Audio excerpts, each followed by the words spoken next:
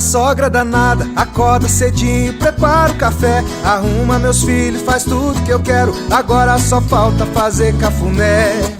Eita, sogra danada, na hora do almoço, feijão com tocinho, bife passadinho, arroz soltinho, e traz um docinho só pra me agradar. Mas quando a noite chegar de mansinho, a sua filhinha começa a ciumar e diz que eu só dou atenção pra senhora. Ela me adora, mas assim não dá, e diz que é você quem vai ter que mudar. Muda não, minha sogra, você é muito prendada. Acontece que a tua filha tá ficando enciumada. Muda não, minha sogra, você é minha mãezinha. Se você mudar de casa, eu vou comer na vizinha.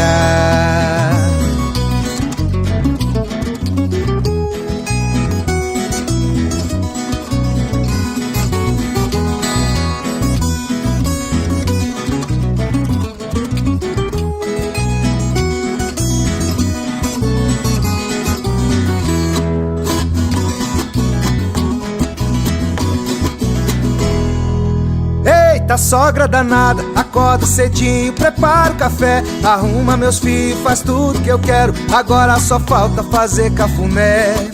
Eita, sogra danada, na hora do almoço, feijão com tocinho, bife passadinho, arroz soltinho, e traz um docinho só pra me agradar. Mas quando a noite chegar de mansinho, a sua filhinha começa a ciumar e diz que eu só dou atenção pra senhora. Ela me adora, mas assim não dá, diz que é você quem vai ter que mudar.